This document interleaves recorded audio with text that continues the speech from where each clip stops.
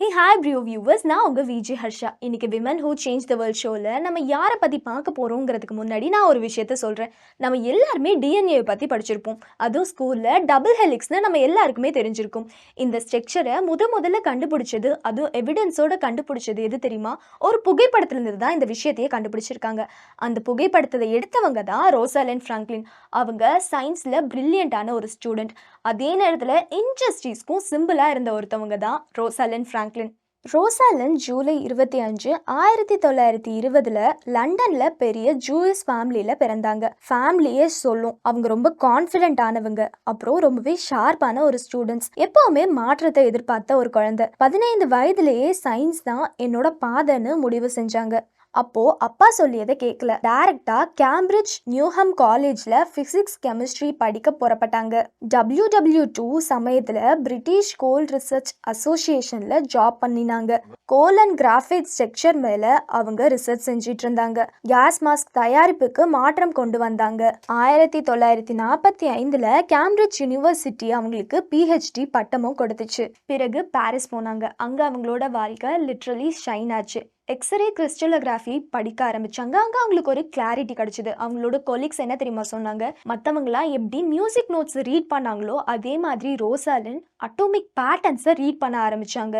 அவங்க அதை இன்னும் நிறையா தெரிஞ்சுக்கிட்டாங்க. அதன் பிறகு 1951 திரும்பவும் லண்டனுக்கு திரும்பினாங்க. அங்கே தான் அவங்களோட வாழ்க்கையோட மிகப்பெரிய ட்விஸ்ட் காத்திருந்தது. லண்டன் கிங்ஸ் காலேஜ் அவங்களுக்கு பேஸ்மெண்ட்ல பழைய மெடிசன்களோட லேப் அசைன் பண்ணினாங்க.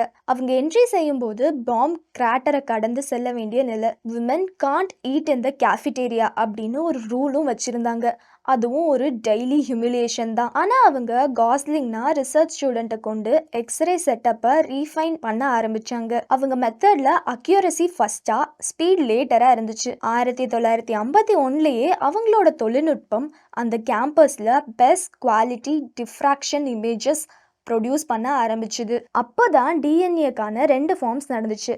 A form dry, B form wet கண்டுபிடிப்பும் நிகழ்ந்துச்சு. Every x-ray photo to 100+ hours exposure. அந்த அளவுக்கு பேஷன்ஸ் இருக்கணும். அவங்களோட ஒன் ஃபோட்டோகிராஃபி, அதாவது photo 51, that image change the history. அதுவும் சயின்ஸோட ஹிஸ்ட்ரியை மாற்றி காமிச்சுது. ஃபோட்டோ 51 தான் உலகத்திலேயே ரொம்பவே முக்கியமான ஃபோட்டோவை கருதுறாங்க. ஏன்னா அது உண்மையாலுமே ஒரு ஹிஸ்ட்ரியை கிரியேட் பண்ணிருச்சு.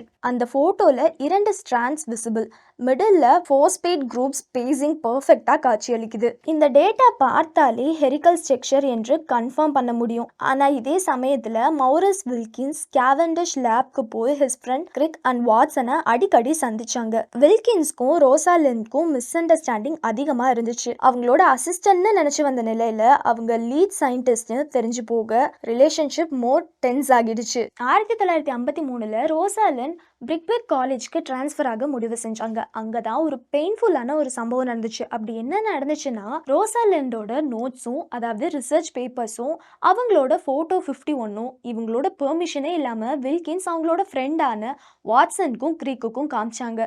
இது ரொம்பவே தவறான விஷயம். அதுக்கப்புறம் வாட்சன் என்ன சொல்லியிருக்காங்க தெரியுமா? My mouth fell open, pulse raced, because that was the missing piece. Watson and Crick already model based அப்ரோச்சில் கெஸ் பண்ணிட்டு இருந்தாங்க. ஆனால் ரோசாலிண்ட் டேட்டா தான் ஸ்ட்ரக்சர் ஜியோமெட்ரி கன்ஃபார்ம் பண்ணிய proof. 1953 April Nature journal Watson and Crick article ஃபர்ஸ்டா வெளியாகுது. அதே இஷ்யூஸ்ல வில்கின்ஸ் அண்ட் ஃப்ராங்க்லின் பேப்பர்ஸும் இருக்கு. ஆனா பின்னால போட்டாங்க. சீக்வன்ஸ் பார்த்தாலே இம்ப்ரெஷன் கிரியேட் ஆகுது. Main discovery is Watson Crick, others only சப்போர்ட்டிவ்னு. ரோசாலிண்ட்க்கு அந்த நேரத்துல ரெகக்னைசேஷன் ஆல்மோஸ்ட் ஜீரோல இருந்துச்சு. Royal society records later admitted this was unfair. ஆனா ரோசாலிண்ட் அதை பத்திலாம் கவலைப்படல. அவங்க புதுசா ஜாயின் பண்ண காலேஜ்லயே மறுபடியும் ரிசர்ச்சை ஸ்டார்ட் பண்ணாங்க. பட் இந்த தடவை வைரஸை பத்தி ரிசர்ச் பண்ண ஆரம்பிக்கிறாங்க. 1953 58 வரைக்கும் 5 வருடமா ஒரு வைரஸோட அனலைசிஸ் தொடங்குறாங்க. Tobacco mosaic virus structure Rosalind crystallography data முதல்ல கன்ஃபார்ம் பண்ணியது. The RNA is single standard and arranged. Polio virus practical arrangement மேலே அவங்க செய்த work later Nobel winning virology ரிசர்ச்க்கு பாத்வேவாக அமைஞ்சுது. அவங்க லேப்ல உள்ள கொலீக் சொன்னது என்ன தெரியுமா? She was the best experimental scientist we had. ஆனால் கண்டினியூஸஸ் எக்ஸ்ரே ரேடியேஷன் எக்ஸ்ப்ளோர் காரணமாக ஓவரின் கேன்சர் அவங்களுக்கு வந்துச்சு. ஹாஸ்பிட்டலில் இருந்தபோது ரிசர்ச் பேப்பர்ஸை எழுத ஆரம்பித்தாங்க. 1958 ஏப்ரல் 16 ரோசாலிண்ட் பிராங்க்லின் உலகத்தை விட்டு பிரிஞ்சாங்க. அப்ப அவங்களோட வயது என்ன தெரியுமா? வெறும் 37. 1962 நோபல் பிரைஸ் கொடுத்தாங்க. யாருக்கு தெரியுமா? வாட்சன், கிரிக், வில்கின்ஸ் இவங்களுக்கு நோபல் பிரைஸ் கொடுத்தாங்க. ஆனா ரோசாலிண்ட மென்ஷன் கூட பண்ணல. நோபல் பிரைஸோட ரூல் என்ன தெரியுமா? ஒன்லி உயிர் வாழ்றவங்களுக்கு மட்டும்தான் இந்த மாதிரியான பிரைஸ் கொடுப்பாங்க. ஆனா முக்கியமான கண்டுபிடிப்பை கண்டுபிடிச்சவங்களே ரோசாலிண்ட் தான். அவங்களுக்கு ஒரு கிரெடிட் கூட போய் சேரல. 1968 Watson book the double helix. இதில் ரோசாலிண்ட் போர்ட்ரேயல் கம்ப்ளீட்லி அன்ஃபேராக இருந்துச்சு. லேட்டர் 1900ங்கள்லையும் 2000ங்கள்லையும் தான் மறுபடியும் ட்ரூத் வெளியில் வந்துச்சு. Nature, PBS, Nova, Royal Society papers எல்லாம் ரோசாலிண்ட் டேட்டா இம்பார்ட்டன்ஸை ஹைலைட் பண்ண ஆரம்பிச்சுது. டுடே ரோசாலிண்ட் பிராங்க்லின் இன்ஸ்டியூட் யூகேல one of Europe's largest biomedical research சென்டராக இருக்குது. Several scholarships for women in STEM in her name. NASA Mars rover 2022க்கு கூட அவங்களோட பெயர் ரோசாலிண்ட் பிராங்க்லின் ரோவர்னு தான் வச்சுருக்காங்க.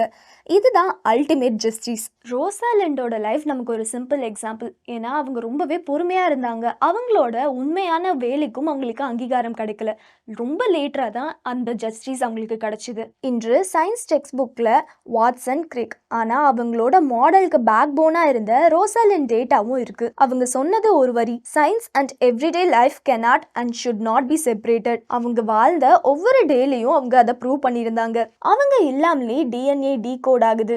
அவங்க இல்லாமலேயே வைராலஜி எவால்வ் ஆகுது. அவங்க இல்லாமலேயே women in science voice grow ஆகுது. ரோசாலிண்ட் பிராங்க்லின், த விமன் ஹூ சா த double helix before the world did. ஆமாம், அவங்க தான் இந்த உலகம் பார்ப்பதற்கு முன்னாடியே டிஎன்ஏ ஹீலிக்ஸை கண்டுபிடிச்சவங்க. இவங்களை பற்றி நீங்கள் என்ன நினைக்கிறீங்க? இதே மாதிரி ஒரு சுவாரஸ்யமான எபிசோடோட நான் உங்களை வந்து சந்திக்கிறேன். நீங்கள் பார்த்துட்டு இருக்கிறது பிரியோ டிவி.